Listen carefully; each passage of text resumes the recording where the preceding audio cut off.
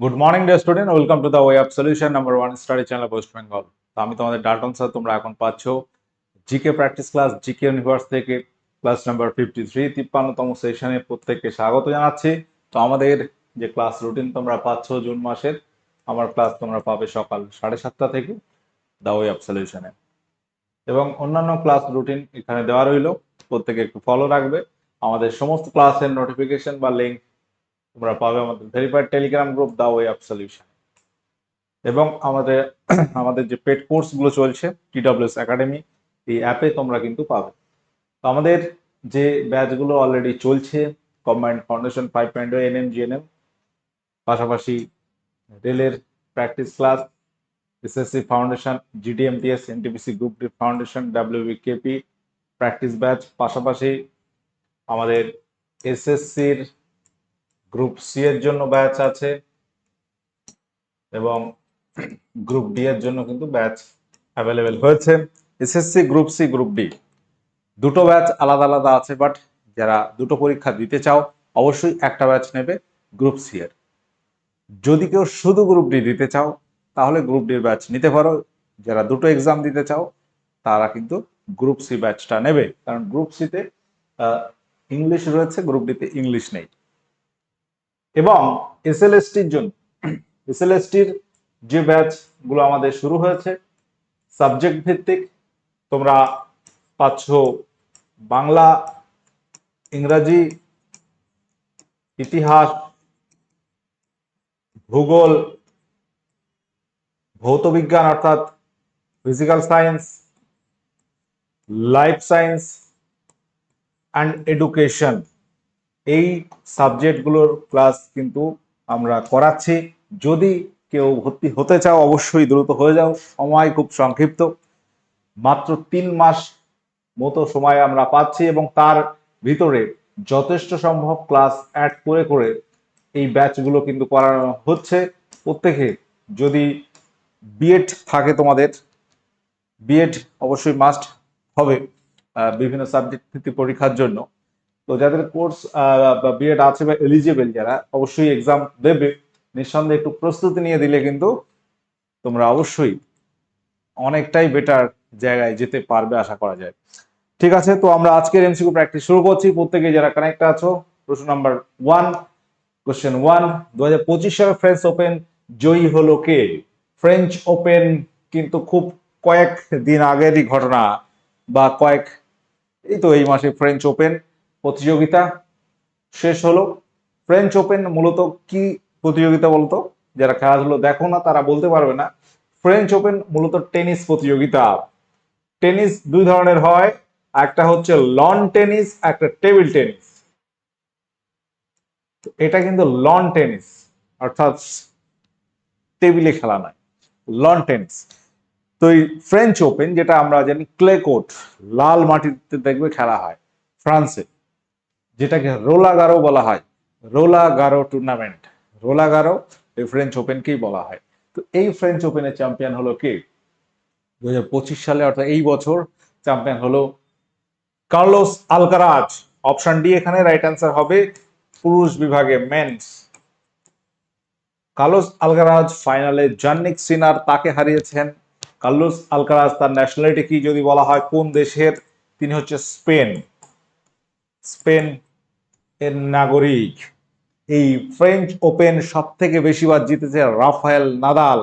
আমরা জানি 14 কি 15 বার তিনি চ্যাম্পিয়ন হয়েছেন রাফায়েল নাদাল, স্পেনের বিখ্যাত টেনিস তারকা প্লেয়ার। তিনি কিন্তু অবসর নিয়েছেন টেনিস থেকে। ফ্রেঞ্চ ওপেন কিং বলা হয়, ফ্রেঞ্চ ওপেনের কিং বলা হয় রাফায়েল নাদালকে। আচ্ছা, এবার আমরা একটু জানবো যে এই যে ফ্রেঞ্চ ওপেন 2025 অনুষ্ঠিত হলো, মহিলা বিভাগে অর্থাৎ ওমেনদের মধ্যে কে চ্যাম্পিয়ন হলো? ওমেনদের মধ্যে চ্যাম্পিয়ন হচ্ছে কোকো গাফ। কোকো গাফ তিনি কিন্তু ফ্রেঞ্চ ওপেন 2025 চ্যাম্পিয়ন হয়েছেন। ফ্রেঞ্চ ওপেন 2025 ওমেন চ্যাম্পিয়ন হচ্ছে কোকো গাফ। অপশন এখানে খুঁজবে, যখন মহিলার কথা বলবে এই নামটা তোমরা খুঁজবে অপশন। আচ্ছা, পরবর্তী কোশ্চেনে আসছি, কোন আরব সেনাপতি দের কাছে সিন্ধুরাজ পরাজিত হন? উত্তর কি হবে?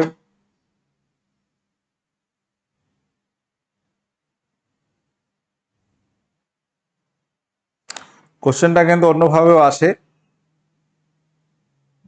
যে আরবরা সিন্ধু বিজয় কবে করেছিল?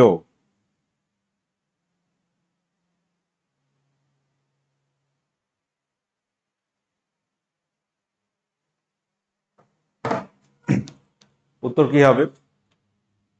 এটা ঘুরিয়ে প্রশ্ন আসে যে আরব সেনাপতি কোন সেনাপতির কাছে সিন্ধুরাজ পরাজিত হন? সিন্ধুরাজ ছিল দাহির। কত সালে? সালটা হচ্ছে 708 712 সালে। 712 সালে সিন্ধু প্রদেশের রাজা দাহির, তাকে পরাজিত করেছিল মোহাম্মদ বিন কাসিম। এটা ছিল একটা ব্যবসায়িক আহ, ক্ষেত্রে আর কি একটা যুদ্ধ আর কি। ঠিক আছে। মোহাম্মদ বিন কাসিম সিন্ধু আহ, প্রদেশের এলাকায় আক্রমণ করেছিল 712 সালে। সালটা কিন্তু পরীক্ষা আসে। কোশ্চেন নম্বর 3-তে আসছি। সুলতান রাজিয়ার পর দিল্লির সিংহাসনে বসেন কে? দিল্লির সিংহাসনে কে বসেন? তো আমরা ভারতের ইতিহাসে যদি দেখি, দীর্ঘ ইতিহাসে মহিলা রাজার সংখ্যা কিন্তু খুবই কম। তার মধ্যে সুলতানি যুগে প্রথম একজন মহিলা যিনি কিন্তু মানে সিংহাসনে বসেছিলেন তিনি হচ্ছে সুলতান রাজিয়া। সুলতানা রাজিয়া কিন্তু নয়, সুলতান রাজিয়া। ইলতুৎমিশের কন্যা সুলতান রাজিয়া তার পিতার মৃত্যুর পর সিংহাসনে বসছেন, কিন্তু তার পিতার মৃত্যুর পর তাৎক্ষণিক নয়, তার ভ্রাতা বসে, তাকে হটিয়ে সুলতান রাজিয়া বসে। আমরা দেখব 1236-এর দিকে, 1236 থেকে 40 সালে, 40 সাল, প্রায় 4 বছরের মতো তিনি সিংহাসনে ছিলেন এবং তাকেও কিন্তু সেই 40 চক্র তারা কিন্তু হত্যা করে এবং সুলতান রাজিয়ার পর দিল্লিতে সিংহাসনে বসেন মুইজুদ্দিন বাহরাম শাহ, ইলতুৎমিশের আর এক পুত্র বাহরাম শাহ। অপশন এ সঠিক উত্তর হয়ে যাবে এখানে। পরবর্তী কোশ্চেন আমরা আসছি 2026 সাল। এখানে এশিয়ান গেমস কোথায় অনুষ্ঠিত হবে? এশিয়ান গেমস থেকে কিন্তু আমি আগেও অনেকবার এই কোশ্চেনটা করিয়েছি, তোমরা মনে রাখবে। আপকামিং সমস্ত পরীক্ষার জন্য important Asian Games. Asian Games টুর্নামেন্টটা আমরা যদি দেখি অলিম্পিকের মতোই খেলাধুলো এখানে হয়। তো এখানে এশিয়ার যে দেশগুলো আছে সেগুলোই পার্টিসিপেট করে এবং মাঝে মধ্যে দেখবে কিছু কান্ট্রি আছে, অস্ট্রেলিয়াও কিন্তু এশিয়ান গেমসে পার্টিসিপেট করে। তো এশিয়ান গেমস 2026 সালে অনুষ্ঠিত হবে নাগোয়া শহর। এই শহরটা কোথায় বলতো? জাপানে। জাপানের নাগোয়া শহরে অনুষ্ঠিত হবে 2026-এর এশিয়ান গেমস। 2022-এ হয়েছিল কোথায় বলতো? চীনের হ্যানজৌ প্রদেশ, চীনে হয়েছিল। 2022 যেটা 23-এ গিয়ে শেষ হয়। আচ্ছা, তাহলে 26-এ নাগোয়া হবে, 30-এ হবে কাতারের রাজধানী দোহাতে, 34-এ সৌদি আরবের রাজধানী রিয়াদ, সেখানে অনুষ্ঠিত হবে। আপকামিং শিডিউলগুলো কিন্তু ওইভাবেই হয়ে আছে। পরবর্তী কোশ্চেন আমরা আসছি, question number 5। Asia Pacific economic cooperation সদর দপ্তর অবস্থিত নিম্নের কোন শহরে? অ্যাপেকের সদর দপ্তর কোথায়? Vienna, Bharat, Singapore, Hong Kong. APEC এর হেডকোয়ার্টার কোথায় আছে? এপিইসি, অ্যাপেক। অ্যাপেক এর ফুল ফর্ম হচ্ছে এশিয়ান প্যাসিফিক ইকোনমিক কোঅপারেশন। এর সদর দপ্তর কোথায় অবস্থিত? সঠিক উত্তর কি হবে? ভিয়েনা। ভিয়েনা অস্ট্রিয়া দেশের শহর ভিয়েনা। এখানে আছে ওপেকের হেডকোয়ার্টার। এখানে ভুলটা এখানে হতে পারে তোমাদের, ওপেক আর অ্যাপেক এখানে ভুল হতে পারে। ওপেকের হেডকোয়ার্টার রয়েছে ভিয়েনাতে এবং অ্যাপেকের হেডকোয়ার্টার আছে সিঙ্গাপুরে। অপশন সি এখানে রাইট অ্যান্সার হয়ে যাবে। অ্যাপেকের হেডকোয়ার্টার আছে সিঙ্গাপুরে। পরবর্তী কোশ্চেন আমরা আসছি, কোশ্চেন নাম্বার 6। ব্রুটাস চরিত্রটি নিম্নের কোন নাটকের? ব্রুটাস চরিত্রটি নিম্নের কোন নাটকের? হ্যামলেট, অথেলো, জুলিয়াস সিজার, নাকি option D merchant of Venice? Question number 6, এখানে রাইট অ্যান্সার কি হবে বলো? তো বিভিন্ন ক্যারেক্টার রিলেটেড কোশ্চেন কিন্তু বিভিন্ন পরীক্ষায় দেয়, এমন নয় যে শুধু রাজ্যের পরীক্ষা দেয়, পিএসসি দিতে এমন নয়, এসএসসি তো দিতে পারে, বা সেন্ট্রালের যে পরীক্ষাগুলো রেলের পরীক্ষায়ও মাঝে মধ্যে কিন্তু এই ধরনের কোশ্চেন দেয়। ব্রুটাস এই চরিত্রটি হচ্ছে জুলিয়াস সিজার নাটকের, যার রচয়িতা উইলিয়াম শেক্সপিয়ার। পরবর্তী কোশ্চেনে আসছি, নিম্নের কোনটিতে ভারতকে ধর্মনিরপেক্ষ দেশ বলে বর্ণনা করা হয়েছিল, বর্ণনা করা হয়েছে? নিম্নের কোথায়? মৌলিক অধিকারে। আমরা জানি যে সংবিধানে বলা আছে ভারত একটি ধর্মনিরপেক্ষ দেশ, এবং এই ধর্মনিরপেক্ষ কথাটি যুক্ত হয়েছিল কোন সালে সেটা তোমরা অনেকে জানো। তো আমরা আগে দেখবো যে ধর্মনিরপেক্ষ শব্দটি সংবিধান কোথায় আছে। সেটি মৌলিক অধিকারে আছে, নবম তফসিলে আছে, নির্দেশমূলক নীতিতে আছে, নাকি সংবিধানের প্রস্তাবনায় আছে? ধর্মনিরপেক্ষ আমরা ভারতকে কিভাবে জানি? সার্বভৌম, প্রজাতান্ত্রিক, গণতন্ত্র, তার মধ্যে আছে ধর্মনিরপেক্ষ কথাটাও আছে, এবং ধর্মনিরপেক্ষ কথাটি আছে সংবিধানের প্রস্তাবনায়।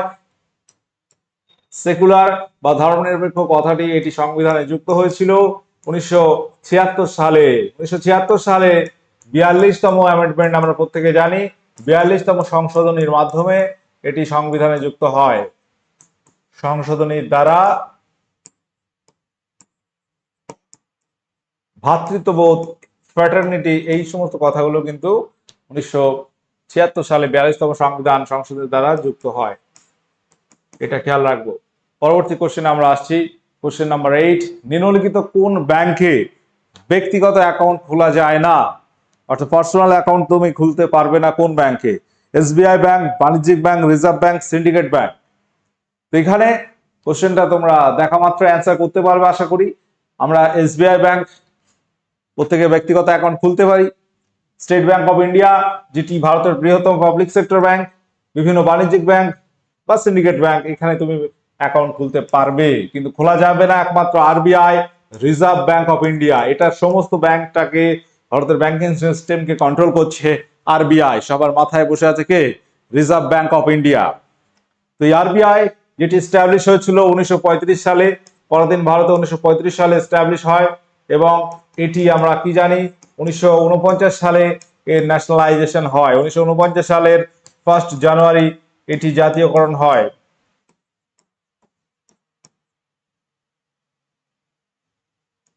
জাতীয়করণ হয় 1 জানুয়ারি 1949-এ, যার হেডকোয়ার্টার আছে মুম্বাইয়ে। পরবর্তী কোশ্চেন, তেভাগা আন্দোলন কবে হয়? তেভাগা আন্দোলন কবে হয়, কোথায় হয়? ইতিহাসে আমরা এই ঘটনাটা পেয়ে থাকবো 1942, 44, 43 নাকি 1946? প্রত্যেকে অ্যান্সার করবে। প্রত্যেকে সকল সেশনটি লাইক শেয়ার করে দিও যারা ক্লাসে আছো। তো আমাদের এই কোশ্চেন এইভাবে প্র্যাকটিস করতে করতে কিন্তু ভুলগুলো অনেকটা কমতে থাকবে। দেখবে পরীক্ষায় সহজ প্রশ্ন ভুল হয়ে যায়, কারণ রিভিশনের অভাব। ওই তোমাকে অপশন বি হবে নাকি সি হবে, বা দুটো অপশনের মধ্যে কনফিউশন তৈরি হবে দেখবে। তো এইগুলোই দেখবে ভুল হয়। তেভাগা আন্দোলন 1946 সালে হয়, এবং এই আন্দোলন সম্পর্কে আমরা কয়েকটা কথা একটু জানবো। তেভাগা এই নাম থেকেই আমরা বোঝা যাচ্ছে যে 3 ভাগের একটা কথা আছে। ব্যাপারটা কি? ব্যাপারটা হচ্ছে 1946 সালে তেভাগা আন্দোলন ডিসেম্বরে শুরু হয়, 1947 সাল পর্যন্ত এটা চলতে থাকে। বর্গা বা ভাগ চাষী যারা ছিল এই আন্দোলনে অংশ নেয় বা অংশ নিয়েছিল। মোট উৎপন্ন ফসলের 3 ভাগের 2 ভাগ পাবে চাষি, 1 ভাগ জমির মালিক পাবে। এই দাবি থেকেই তেভাগা আন্দোলনের সূত্রপাত হয়। এই আন্দোলনের জনক নামে খ্যাত হাজী মোহাম্মদ দানেশ। তাহলে এখানে যে ইনফরমেশনটা মনে রাখতে হবে যে আগে এই যারা জমির মালিক একজন, চাষবাস করতো আরেকজন, এই যে ব্যাপারটা এখনো আছে। আমরা বলে থাকি লিজে দিয়েছি, লিজ দেওয়া বলে না। তো তুমি তোমার জমি কাউকে লিজ দিয়েছো চাষ করার জন্য, সে তোমার হয় টাকা দেবে না কিছু ফসলের পরিমাণ দেবে। তো এখানে একটা বিষয় ছিল যে ভাগ চাষিরা এতে অংশ নেয় এবং মোট উৎপন্ন ফসলের 3 ভাগে 2 ভাগ তারা দাবি করে। এই 1 ভাগ পাবে জমির মালিক, এই দাবিতেই আন্দোলনটি শুরু হয়। ঠিক আছে। পরবর্তী কোশ্চেন হচ্ছে, ঘনাদা চরিত্রের স্রষ্টা কি? আমাদের রাজ্য সরকারের যে পরীক্ষাগুলো আছে, ডব্লিউবিসিএসসি, গ্রুপ সি, গ্রুপ ডি বা পিএসসি যে পরীক্ষাগুলো আছে, এই পরীক্ষাতে এই ক্যারেক্টার নিয়ে প্রশ্ন কিন্তু প্রচুর থাকে। বিভিন্ন চরিত্র স্রষ্টা কে? ঘনাদার চরিত্রের স্রষ্টা হচ্ছে প্রেমেন্দ্র মিত্র। নারায়ণ গঙ্গোপাধ্যায়। আমরা দেখব টেনিদা চরিত্রের স্রষ্টা টেনিদা। গৌরীকিশোর ঘোষ ব্রজদা চরিত্রের স্রষ্টা ব্রজদা। সত্যজিৎ রায়ের আছে ফেলুদা। তো এই যে ক্যারেক্টার গুলো, এগুলো কিন্তু অনেক সময় পরীক্ষায় দেয়। পরবর্তী কোশ্চেন আমরা আসছি, আমাদের পশ্চিমবঙ্গের বর্তমান স্থায়ী রাজ্যপালের নাম কি? জগদীপ ধনকর, লা গণেশন, সিবি আনন্দ বোস নাকি মমতা বন্দ্যোপাধ্যায়? প্রত্যেকে সঠিক উত্তর দেবে, সহজ প্রশ্ন। তো এখানে আমরা প্রত্যেকে জানি সিবি আনন্দ বোস বর্তমানে আমাদের পশ্চিমবঙ্গের রাজ্যপাল আছেন, এবং তিনি কততম, কে বলতে পারবে কততম রাজ্যপাল ওয়েস্ট বেঙ্গলের? সিবি আনন্দ বোস, তিনি পশ্চিমবঙ্গের 22তম রাজ্যপাল, 22তম। ঠিক আছে।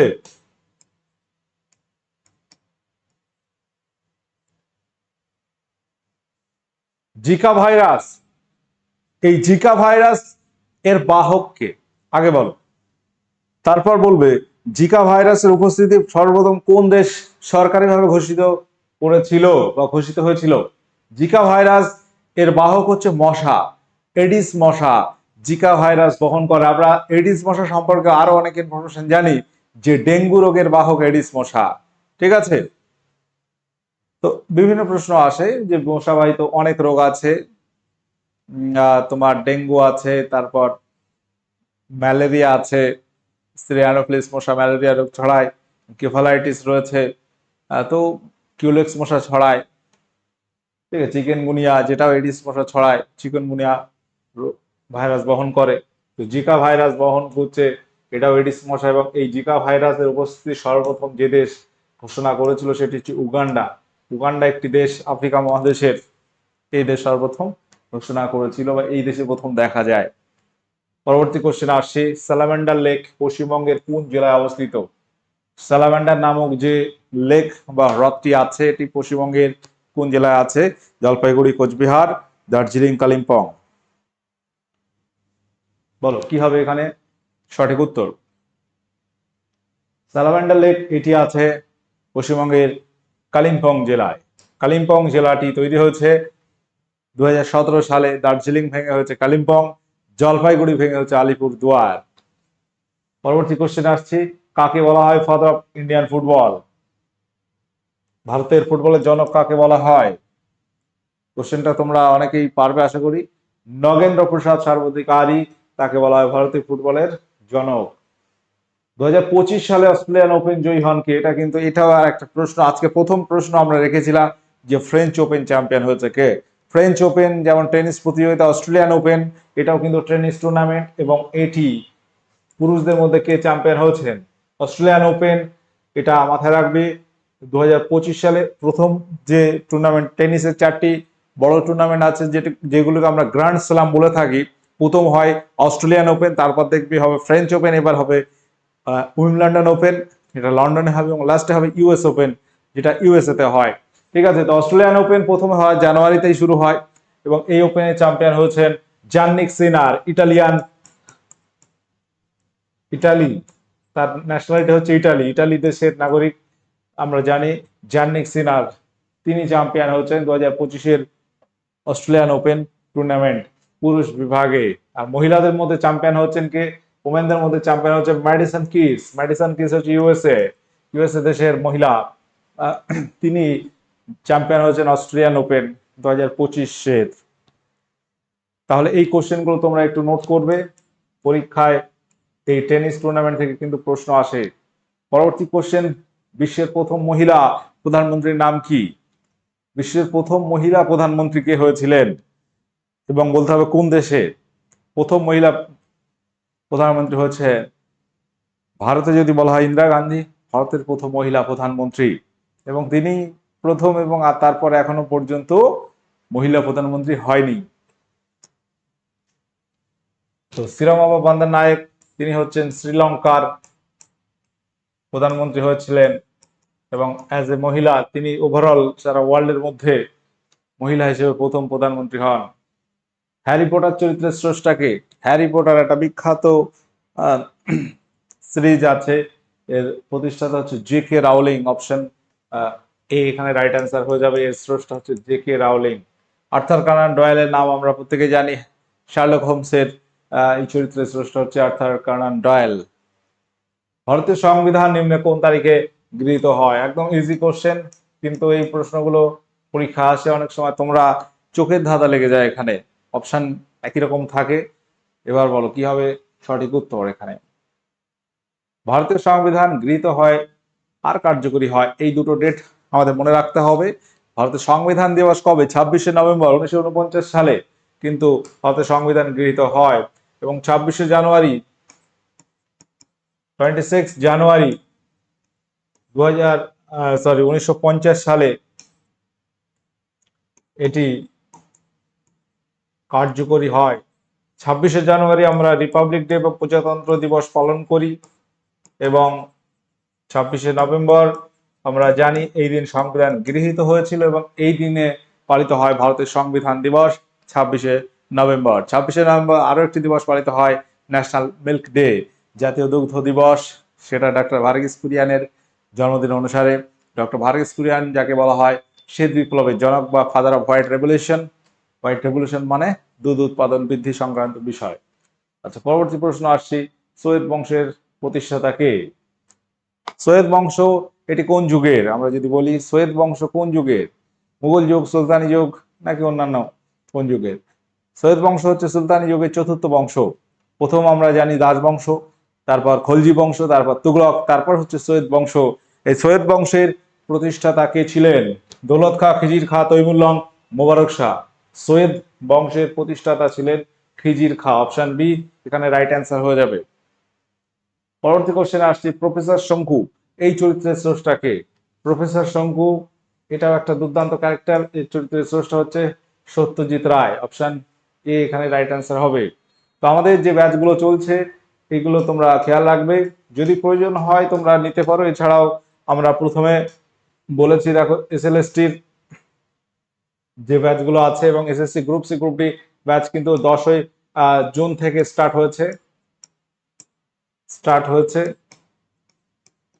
এই মাসের 10ই জুন তারিখে, অর্থাৎ এক সপ্তাহ আগে স্টার্ট হয়েছে। তোমরা যদি ভর্তি হতে চাও ব্যাচ নিতে পারো। এবং এসএলএসটি সাবজেক্ট ভিত্তিক যে ব্যাচগুলো চলছে দেখতে পাচ্ছ, বাংলা, ইংলিশ, ইতিহাস, ভূগোল, লাইফ সায়েন্স, ফিজিক্যাল সায়েন্স এবং এডুকেশন, এই সাবজেক্টগুলো কিন্তু আমরা ক্লাস করাচ্ছি। আচ্ছা, পরবর্তী কোশ্চেন নাম্বার 21, ডোকলাম বিতর্ক বলতে হবে ভারতের সঙ্গে কোন দেশের মধ্যে আছে?